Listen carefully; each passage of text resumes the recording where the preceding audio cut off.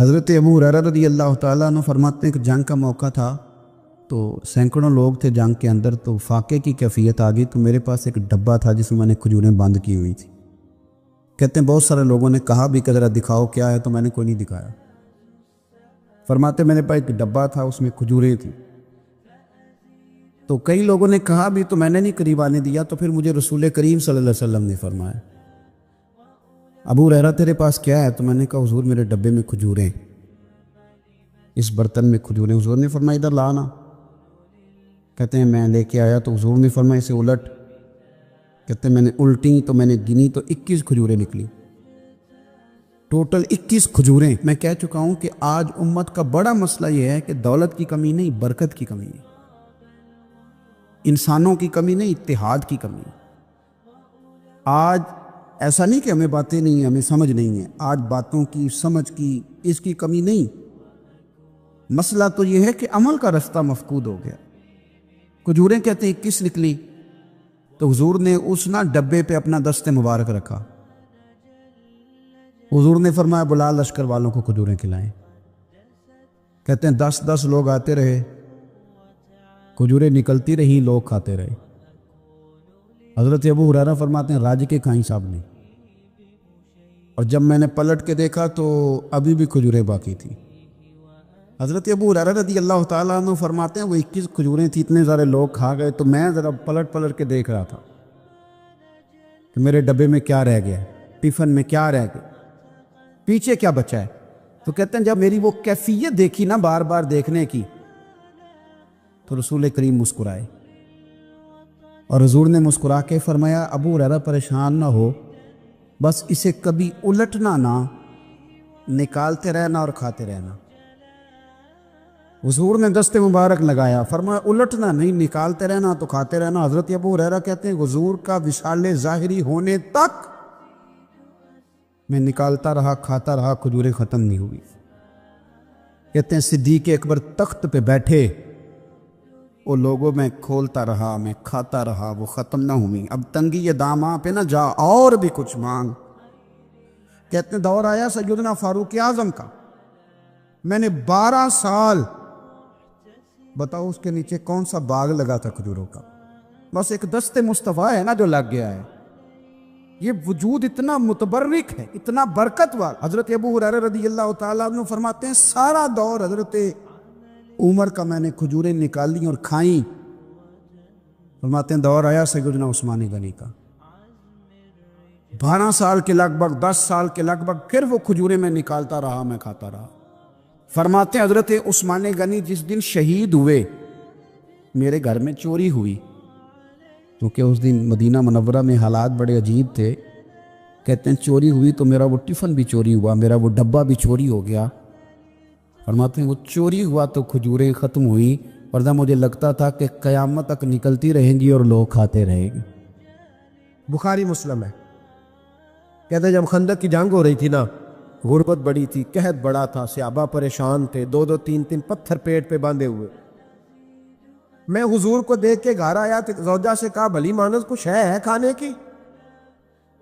کہنے لگی تھوڑے سے جو ہے۔ تو میں نے کہا پیسو گی تو کتنی روٹیاں بنے گی؟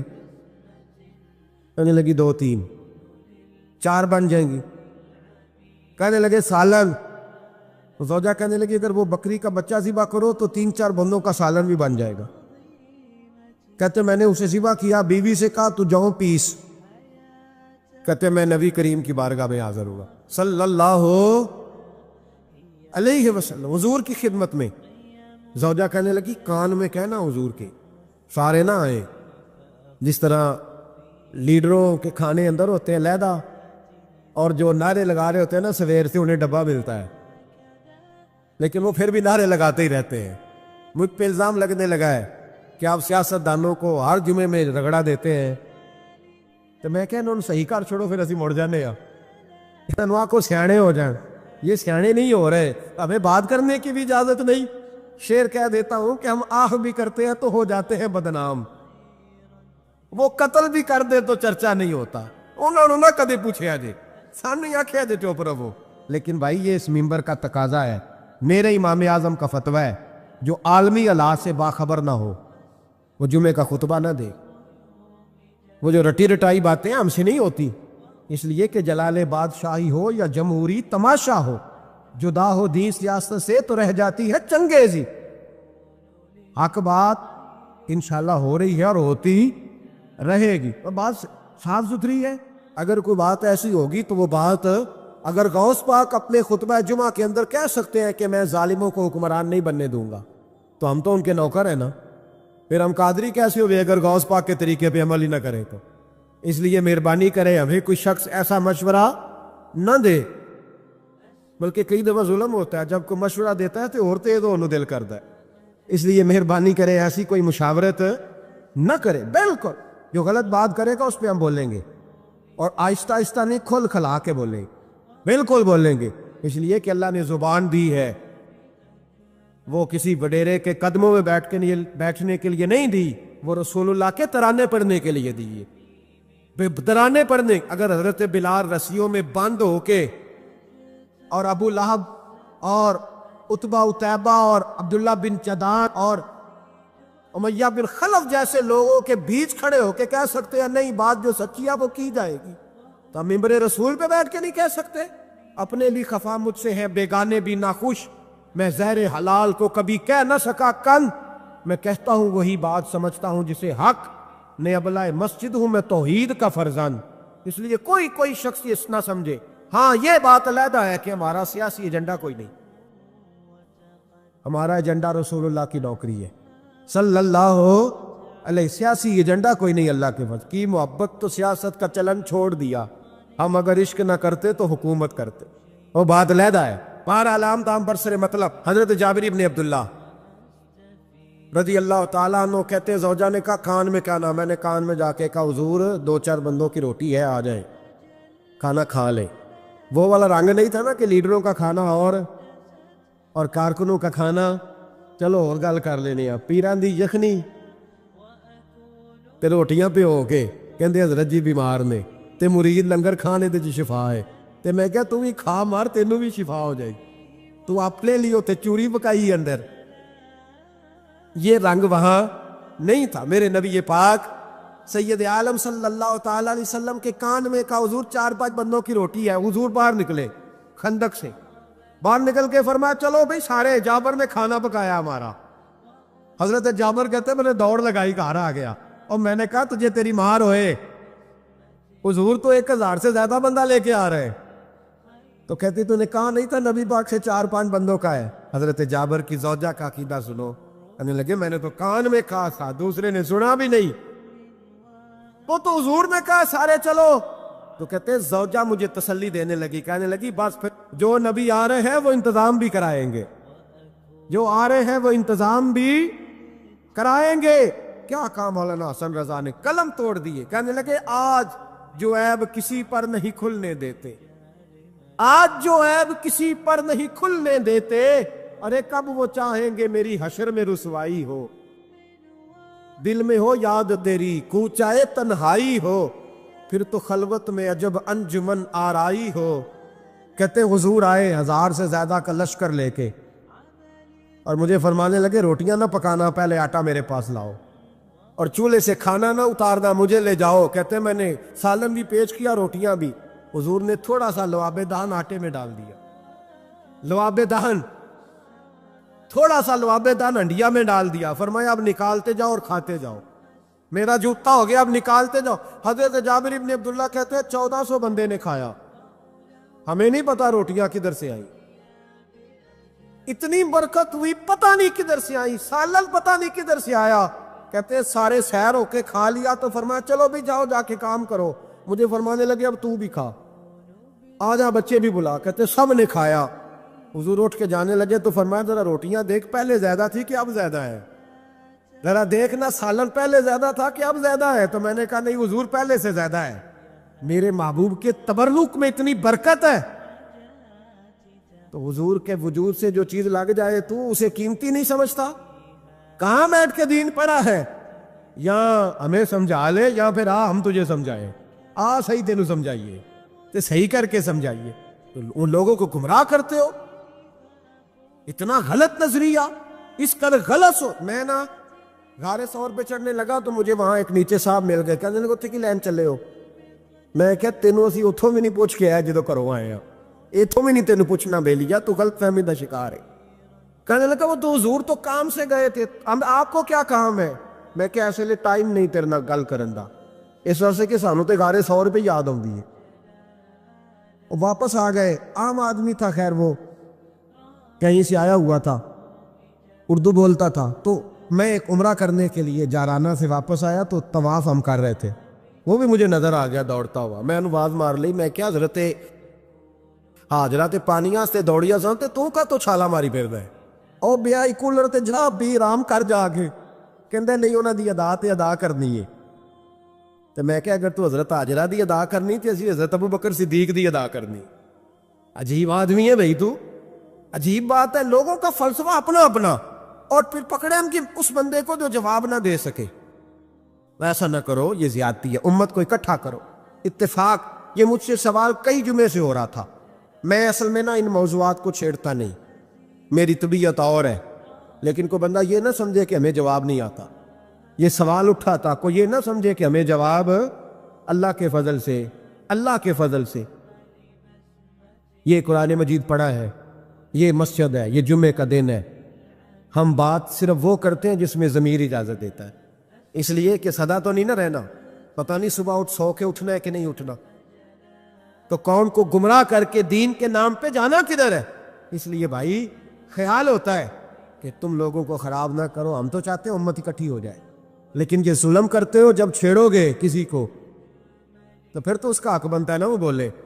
پھر چھیڑا جاتا ہے. تھوڑے دن ہوئے حضرت علیمہ سعدیہ کا سارا گھر گرا دیا, بلڈوزر چلا دیا, کہنے لگے یہاں لوگ آتے ہیں تو شرک ہوتا ہے. اور میں نے کہا جہاں اللہ کریم نے توحید پھیلانے کے لیے رسول کو بھیجا, 4 سال جہاں نبی پاک رہے, وہاں کیسے شرک ہو سکتا ہے؟ کس طرح کی تو بات کرتا ہے. بہرحال جہاں میرے نبی پاک بیٹھ جائیں وہ جگہ برکت والی ہو جاتی. اس جگہ کو چومنا مسلمان کا ایمان ہے, اس جگہ پہ سجدہ کرنا مسلمان کا ایمان ہے, اس جگہ بیٹھ کے تبرک حاصل کرنا یہ مسلمان کا.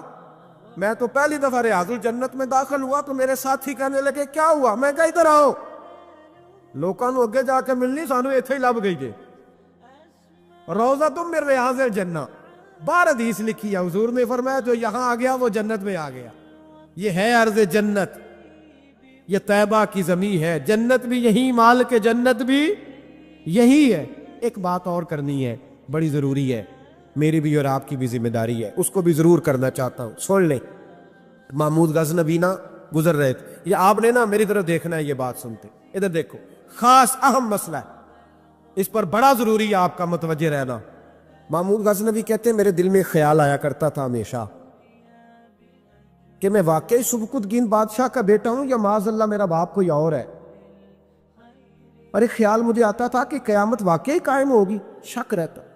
اور تیسرا میرے دل میں خیال آتا تھا کہ یہ مولوی بیچارے کمزور سے ہوتے ہیں, تو حدیث پاک میں آتا ہے کہ علماء نبیوں کے وارث ہیں. تو یہ واقعی حدیث سچی ہے یا مولویوں نے اپنی شان کے لیے بنا لی ہے؟ کہتے شک تھے 3, میں کہتا نہیں تھا کسی سے, پر دل میں رہتے تھے. ایک دن میں ہندوستان کی ایک گلی سے گزر رہا تھا, تو دین کا ایک طالب علم نے کونے میں بیٹھ کے, تھڑے پہ پھٹے پہ بیٹھ کے نا سبق یاد کر رہا تھا.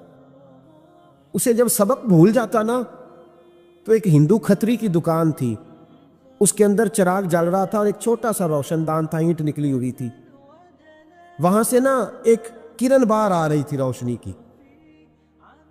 تو وہ طالب علم جب سبق بھول جاتا تو کتاب روشنی کے آگے کرتا, عبارت دیکھتا, پھر کونے میں جا کے یاد کرتا.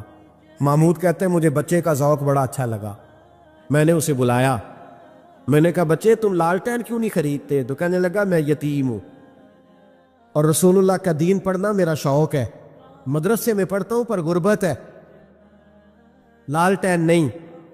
کہتے میں نے اسے تھپکی بھی دی اور لالٹین بھی دی. میں نے اسے کہا 2 سپاہیوں کی ڈیوٹی لگائی, جب تیل ختم ہو جائے تم نے تیل پہنچانا ہے. محمود کہتے ہیں زندگی میں بڑی نیکیاں کی تھی, پر جتنا سکون آج ملا پہلے کبھی نہیں ملا تھا. کہتے ہیں شاہ کی نماز پڑھی تو دل میرا ٹھنڈا ٹھنڈا ٹھار, پھولوں کی سیت پہ میں سویا. کہتے ہیں آج تو میرے نصیب ہی جاگ گئے, نصیب ہی جاگ گئے.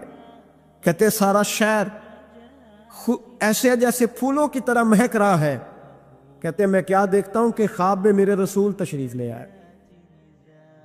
خواب میری وچ ماہی آیا تے میں گل وچ پا لئیاں باواں تے ڈر دی ماری اکھ بھی نہ کھولاں کتے پھر وچھڑ نہ جاواں. اور کسی شخص نے کہا تھا چر ہویا مینوں ترلے لیندیاں کدی موڑ میرے ول واگاں. خواب میری وچ ایک وار جے آویں میں ساری عمر نہ جاگاں. کہتے حضور آئے خواب میں, ایک جملہ حضور نے کہا, ایک جملہ نبی پاک صلی اللہ علیہ وسلم نے کہا, ایک, اور میرے تینوں سوالوں کے جواب دے دیے. ذرا دل کے کانوں سے سننا. کہتے ہیں محبوب فرمانے لگے, او سبکتگین کے بیٹے, تو نے آج میرے ایک وارث کی خدمت کی ہے, میں قیامت کے دن تیری سفارش کروں گا. کہتے ہیں مجھے سمجھ آ گئی کہ میں سبکتگین کا بیٹا ہوں, مجھے سمجھ آ گئی کہ قیامت قائم ہوگی, مجھے سمجھ آ گئی کہ علماء نبیوں کے وارث ہے. حضرت عبداللہ ابن عمر رضی اللہ تعالیٰ عنہ حضرت عمر کے صاحبزادے, مکہ مکرمہ میں ان کی قبر ہے. میں نے جب انہیں پڑھا تو مجھے ان سے بڑا پیار ہو گیا. لیکن آپ کو پتہ ہے وہاں جا کے کسی شخص کا مزار تلاش کرنا یا پوچھنا ایک مشکل کام ہوتا ہے. تو ایک دفعہ میں مکہ شریف میں حاضر تھا تو ایک گاڑی والا ڈرائیور مجھے کہنے لگا کہ مولانا میں آپ کو جانتا ہوں, مجھے آپ سے محبت ہے, ایک بات بتاؤں آپ کو. میں نے کہا بتاؤ. کہنے لگے حضرت عبداللہ ابن عمر کی قبر دیکھنی ہے. میں نے کہا یہ تو نہیں کہہ رہا, یہ کسی نے بندوبست کرایا ہے, یہ اللہ نے تیرے دل میں بات ڈالی ہے, یہ ہو گیا تو لے چل مجھے. حضرت عبداللہ ابن عمر کو نبی پاک نے فرمایا تھا راجل صالح, یہ نیک بندہ ہے, یہ متقی آدمی. حضرت عبداللہ ابن عمر رضی اللہ تعالیٰ عنہ سیدنا فاروق اعظم رضی اللہ تعالیٰ عنہ کے صاحبزادے ہیں, اور ان کی ہمشیرہ سیدہ حفصہ رضی اللہ تعالیٰ عنہ حضور کی زوجہ محترمہ ہیں. ایک دن اپنی ہمشیرہ سے کہنے لگے کہ نبی کریم صلی اللہ تعالیٰ علیہ وسلم گھر میں آئے نا,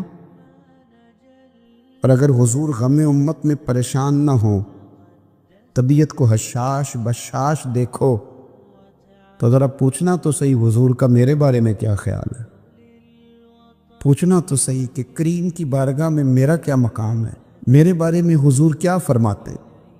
اب بہن کو کام بتائے اور بتائے بھی بھائی, اور پھر بہن وہ کام نہ کرے, یہ تاریخ میں ہوتا نہیں. حضرت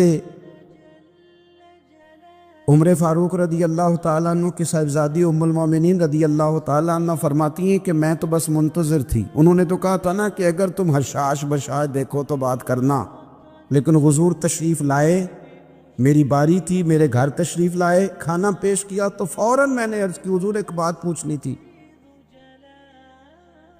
تو حضور نے فرمایا پوچھئے.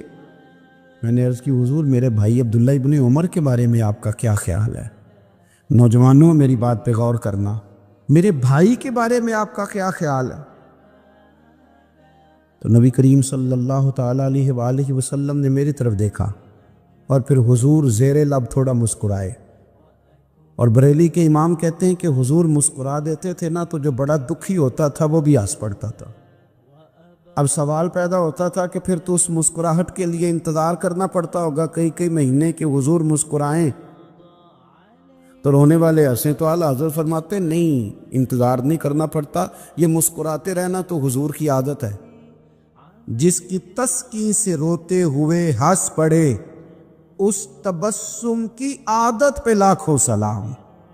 یعنی یہ تو عادت ہے حضور کی مسکراتے رہنا, اس کے لیے انتظار نہیں کرنا پڑتا. بھائیو آپ خیال رکھیں گے, غور کریں گے, حضرت عبداللہ ابن عمر رضی اللہ تعالیٰ عنہ کے بارے میں پوچھا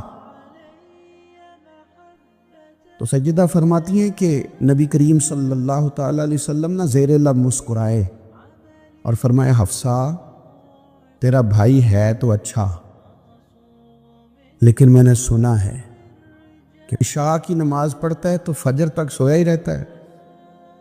او نوجوانوں, 10 بجے تک سونے کی بات نہیں ہوئی, 9 بجے تک سونے کی بات نہیں ہوئی, 11 بجے اٹھنے کی بات نہیں. حضور فرمانے لگے میں نے سنا ہے کہ عشاء کی نماز پڑھ کے سو جاتا ہے اور فجر تک سویا ہی رہتا ہے، اسے چاہیے کہ تہجد کے وقت اٹھا کرے، اللہ کی بارگاہ میں حاضر ہوا کرے، آہوزاری کرے، سجدے کرے، عبادت کرے، اٹھتا ہے اور فجر میں جا کے اٹھتا ہے۔ حضرت جناب حفصہ رضی اللہ تعالیٰ عنہ کہتی ہے، میں نے جناب عبداللہ ابن عمر کو پیغام دیا اور میں نے کہا میرے جوان بھائی سن، نبی پاک نے فرمایا ہے تو اچھا پر تہجد میں نہیں اٹھتا، نفل نہیں پڑھتا۔ او میری ملت کے جوانوں، مزہ نہیں آ جاتا جب ساری دنیا سوئی ہو، ساری دنیا، اور بستر بھی گرم ہو اور نیند بھی پورا غلبہ کر رہی ہو، اور اچانک گھنٹی بجے دماغ میں، آنکھ کھلے، گھڑی پہ نظر پڑے، 3:30 4 بجے کا پیغام گھڑی بتائے، اور کوئی چڑھتی جوانی والا اٹھ کے وضو کرے، اور جب وہ مصلی کھول کے بچھائے تو مدینے والے محبوب کہتے ہیں کہ ہر نماز پہ رب ثواب دیتا ہے، اور جو اٹھ کے تہجد کی نماز پڑھے اسے دیکھ کے تو رب مسکراتا ہے، جو اس کی شان کے لائق ہے، جو اس کی شان کے لائق، وہ مسکراتا ہے، خوش ہوتا ہے کہ میرا بندہ تہجد میں اٹھ گیا، وہ مسکراتا ہے۔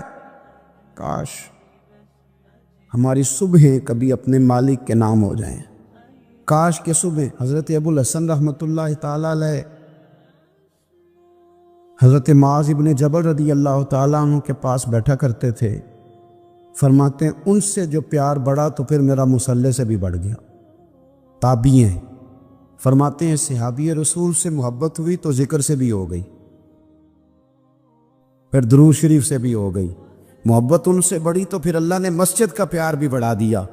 آپ فرماتے ہیں کہ میری ہر وقت طبیعت چاہتی تھی کہ بس اللہ اللہ کروں، بس اللہ اللہ کروں، بس نہ میں ذرا تھوڑی جان چھڑاؤں لوگوں سے، کو 10 منٹ ملیں تو میں کچھ 4 نفل پڑھ لوں، میں تھوڑا سا نہ بچوں لوگوں سے، اور مجھے تسبیح ملے تو میں نہ کچھ 400-500 دفعہ استغفار پڑھوں، سبحان اللہ، الحمدللہ، اللہ اکبر، لا حول ولا قوت الا باللہ، میں نہ تسبیحات پڑھوں۔ فرماتے ہیں کہ بچے تھے گھر میں 6-7، غربت تھی، کام ملتا کوئی نہیں تھا، اور میں کام چور نہیں تھا، کام ڈھونڈتا تھا، پر اللہ کی قدرت کے کام نہیں ملتا تھا۔ فرماتے ہیں کہ میں نے ایک دن اپنی اہلیہ سے کہا کہ آج میں پھر جاتا ہوں کام ڈھونڈنے، تو میری بیوی بڑی فرما بردار تھی، پر اس دن نہ غربت کے ہاتھوں تنگ آ کے کہنے لگی، آج نانا کوئی تو چیز لے کے آیا، تو مجھ سے بچوں کی بھوک نہیں دیکھی جاتی، یہ سب روگاں دا روگ محمد جس دا نام غریبی، کنڈ بلا کے لنگ جاندے نہیں دوست یار قریبی، آج نہ کچھ لے کے آیا تو میں بچے لے کے چلی جاؤں گی۔ شیخ فرماتے ہیں کہ میں بڑا پریشان گھر سے نکلا، پر میں نے صبح سے لے کے زور تک کام ڈھونڈا، کام ملا کوئی نہیں، تو میرے دل میں خیال آیا چلو کام نہیں ملتا تو اللہ اللہ تو کرے نا، چلو بندوں کی مزدوری نہیں ملتی تو رب کریم کی عبادت ہی کرتے ہیں۔ فرماتے ہیں کہ میں نے نا فرات کے پانی سے وضو کیا، نہر کے، شدید دھوپ تھی، ساتھ ریت تھی اور ریت تپ رہی تھی، میں نے اپنا رومال وہیں مصلی کے طور پر بچھا لیا، اور فرماتے ہیں کہ زور سے لے کر عصر تک نماز پڑھی، دھوپ بھی پورے زور پہ، پر میرے سجدے کا ذوق بھی پورے زور پہ۔ فرماتے ہیں سورج بھی چمک رہا ہے اور رب کی عبادت کا ذوق بھی پورے زور پہ، میں سجدہ کروں تو پھر میرا اٹھانے کو جی نہ چاہے۔ میرے استاد لکھا کرتے تھے، یہ ان کا شعر ہے، وہ کہا کرتے تھے مجھے سوز دے، مجھے ساز دے، اور مجھے نیم شب کا نیاز دے، دم سجدہ خود کو میں توڑ دوں، مجھے ایسا ذوق نماز دے، اور میں تیری بہار کا پھول ہوں، میں کھلا بھی ہوں تو تیرے لیے، مجھے میری شاخ سے توڑ لے، مجھے اپنی زلف کا ناز دے۔ بھائی فرماتے ہیں کہ عصر تک میں نے نفل پڑھے، دل ڈھلنے لگا، عصر کی نماز پڑھی اور میں وہاں سے چلا۔ اب میں جب نکلنے لگا تو دل میں خیال آیا کہ چھوٹی چھوٹی دیواریں ہیں گھر کی، بغیر کچھ لیے جاؤں گا تو بیوی دور سے دیکھے گی تو شور کرے گی کہ پھر خالی ہاتھ آ گیا ہے۔ کہتے میں نے اپنی اسی رومال میں جس پہ میں نے نماز پڑھی تھی نا، رومال میں کیا کہتے پنجابی جسافہ کہتے ہیں، اسی میں نا میں نے کچھ ریت بھر لی کہ وہ دور سے دیکھے گی تو سمجھے گی کچھ لے کے آیا ہے، چلو جا کے اسے بتا دوں گا کہ آج پھر مزدوری نہیں ملی. کہتے ہیں وہ ریت لے کر جب میں گھر میں گیا تو پہلے بیوی دروازے پہ کھڑی ہوتی تھی, پوچھتی تھی خالی ہاتھ آ گئے ہو؟ آج میں نے دیکھا تو ہے ہی کوئی نہیں. فرماتے ہیں میں اندر داخل ہوا, سلام لیے, کونے میں نے وہ رومال رکھ دیا اور میں نے آواز دی کہ بھلی مانس کہاں ہو؟ تو وہ کہنے لگی آپ منہ ہاتھ دھو لیں, میں روٹی لے کے آئی. میں نے کہا روٹی کہاں سے آ گئی؟ یہاں تو کئی دنوں کے فاقے ہیں,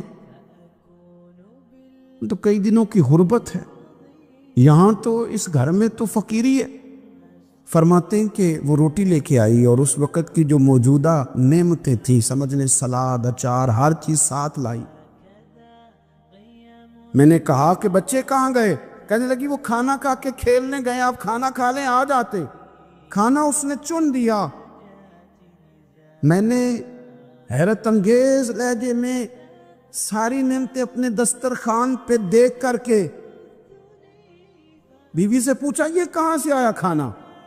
بچوں کو تو نے کہاں سے کھانا کھلایا؟ یہ سارا کچھ کیسا ہے؟ تو کہنے لگی پتہ نہیں آج آپ کس کریم کی مزدوری کرنے چلے گئے تھے, پتہ نہیں کس کریم کی, میرے گھر میں تو اتنی نعمتیں آئی ہیں کہ مجھ سے سنبھالی نہیں جا رہی.